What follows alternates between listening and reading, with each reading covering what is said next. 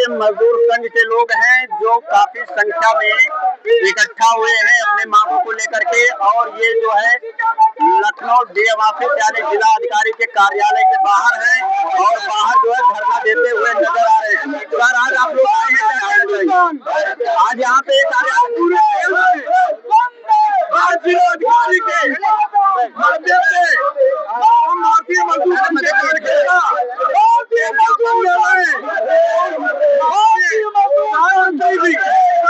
को आगाह कर रहे हैं कि जो श्रम नीतियां हैं मजदूरों के हक में से लागू की जाए तो आशा वर्कर, आंगनबाड़ी जैसे जो लाखों कार्यकर्ता देश में काम कर रहे हैं, आउटसोर्सिंग और संविदा के कर्मचारियों को नियमित किया जाए।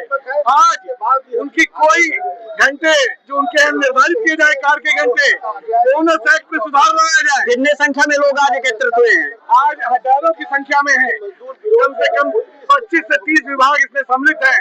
बैंक, परिवहन, रेलवे, पोस्ट BSNL ऐसे तमाम कर्मचारी आज सब एकजुट। क्या नाम है सर आपका?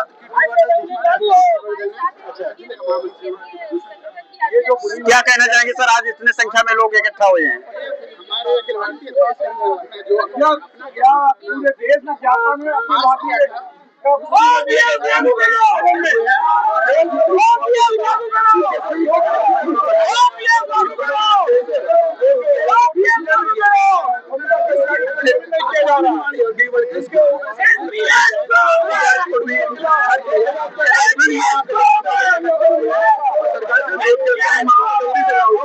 तो आपने देखा कि लोगों को जो है मांगे हैं कि हमारी मांगों को पूरा करें और बाकायदा जो है डीएम ऑफिस के बाहर भारी संख्या में ये लोग इकट्ठा हो चुके हैं और ज्ञापन देने की तैयारी बना रहे हैं। तस्वीरों में आप देख सकते हैं कि 1, 2, 4, 10 नहीं बल्कि सैकड़ों नहीं हजारों की संख्या में लोग इकट्ठा हुए हैं। हुआ था कि हम लोग 25 फरवरी को माननीय जिलाधिकारी के माध्यम से ज्ञापन दिया जाएगा।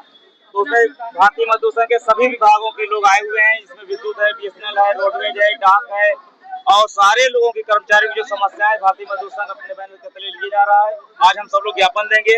विद्युत में जो है जो पूर्वांचल और दक्षिणांचल का निजीकरण किया गया है उसको भी वापस करने के लिए हम लोग ज्ञापन देंगे और जितने संविदा कर्मी निकाले गए हैं उनको पुनः रखने के लिए भी हम लोग ज्ञापन देंगे। विद्युत कर्मियों की जो भी समस्या है उनकी भी आवाज हम लोग उठा रहे हैं। ये महामंत्री जी क्या बात है भाई? महामंत्री रेलवे कहाँ? रेलवे रहना केंद्रीय कर्मचारियों की समस्याओं और उत्तर प्रदेश और अन्य पूरे राष्ट्रीय स्तर पर कार्यक्रम आयोजित किया गया है ज्ञापन देने का। ये हमारे भारतीय मजदूर संघ का राष्ट्रीय स्तर पर निर्णय है जिसपे सभी प्रांतों की कर्मचारियों की समस्याएं और केंद्रीय कर्मचारियों की समस्याओं के इसमें शामिल की गई है। जो प्रांतों के भी हैं उनका भी ज्ञापन अपने यहाँ से संविदा के NRHM, बिजली विभाग के कर्मचारी, राज्य कर्मचारी, पोस्टल, मिलिट्री सभी कर्मचारियों की समस्याओं का समाधान करने के लिए है। संविदा पे जैसे यूपी उत्तर प्रदेश में बिजली विभाग के बहुत से ऐसे संविदा कर्मचारियों को निकाल दिया गया सेवा से और बहुत को सस्पेंड कर दिया गया और बहुत के खिलाफ आर्थिक अपराध की जांच भी शुरू कर दी गई है। ये सुनने में आई है, जानकारी प्राप्त हुई है कि इन सबको वापस करने के लिए ये इस तरह सभी समस्याओं को शामिल किया गया है। और 7वें वेतन जो अगला वेतन आयोग है उसमें पेंशनरों का नाम स्पष्ट उल्लेख नहीं किया गया है कि इनके लागू होगा कि नहीं होगा। ये भी मांग की जा रही है कि जो अगला वेतन आयोग लागू हो पूरे देश में सभी पेंशनरों को भी उसका लाभ मिले जैसे पूर्व में मिलता रहा। आपका नाम क्या है और आप किस संगठन से हैं? मैं उत्तर प्रदेश राज्य कर्मचारी एसोसिएशन जो BMS और राष्ट्रीय परिसंघ से जुड़ा हुआ, मैं उसका प्रदेश अध्यक्ष हूँ। मैं सचिवालय संघ का पूर्व अध्यक्ष हूँ। हरिशरण मिश्रा मेरा नाम है।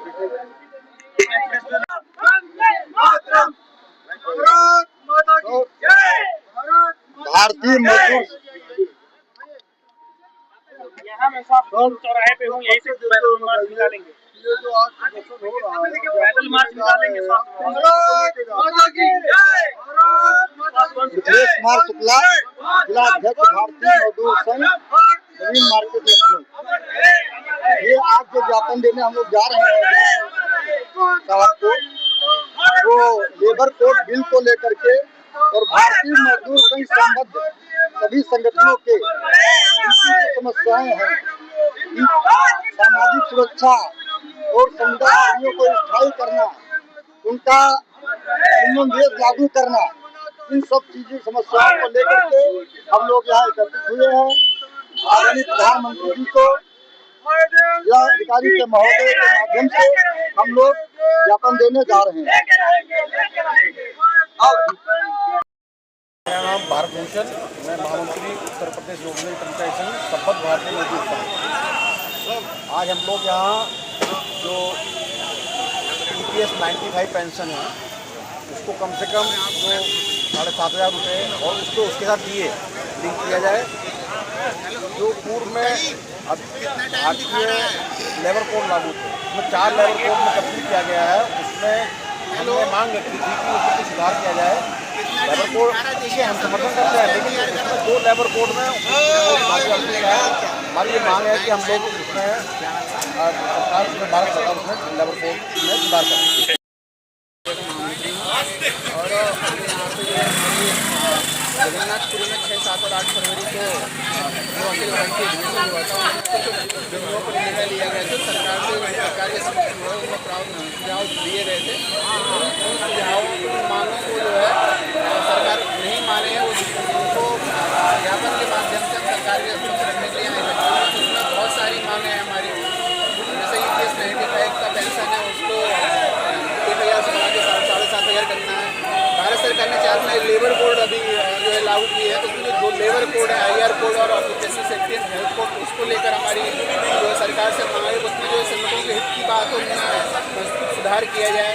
और ऐसे बहुत सारे मुद्दे जो बैंकों में 5 डेज की मांग है, BSNL PRC की मांग, ऐसे लगभग 18 सूत्री ज्ञापन हम लोग आज यहाँ पे BSNL कार्यालय पे इकट्ठे हुए हैं। और यहाँ से पैदल मार्च करते हुए जिलाधिकारी कार्यालय तक जाएंगे, वहाँ पे अपना मांगों का ज्ञापन जिलाधिकारी को सौंपेंगे।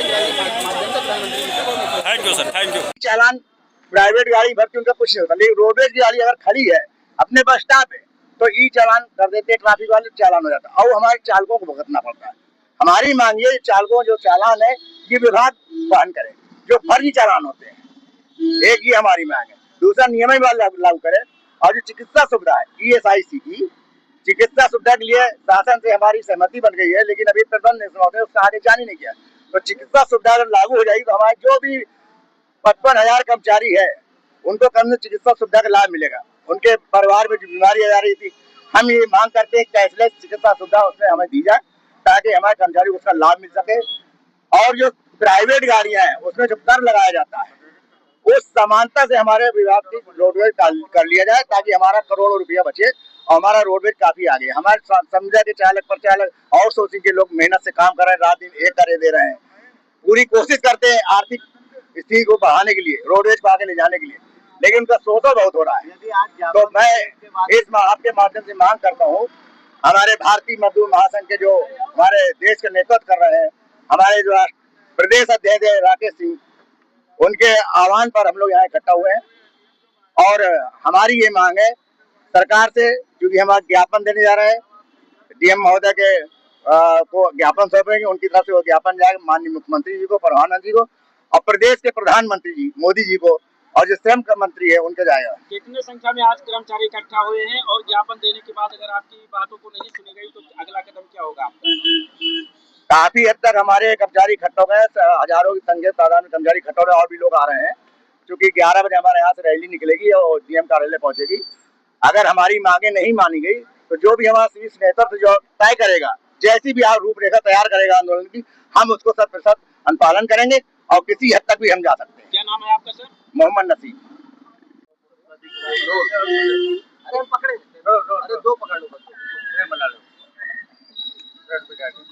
और अपना परिचय देते हुए बताइए, उत्तर प्रदेश रोड कर्मचारी संघ का जो आज यहाँ पे आप प्रदर्शन कर रहे हैं, किस मांगों को लेकर कर रहे हैं? अरे मैं सबसे पहले सब बता दूं, मैं उत्तर प्रदेश रोडवेज कर्मचारी संघ का प्रदेश संविदा प्रभारी हूँ। मोहम्मद नसीम मेरा नाम है। ये राष्ट्रव्यापी आंदोलन हो रहा है भारतीय मजदूर संघ और अखिल भारतीय परिवहन मजदूर महासंघ की तरफ से, पूरे देश में हो रहा है ये।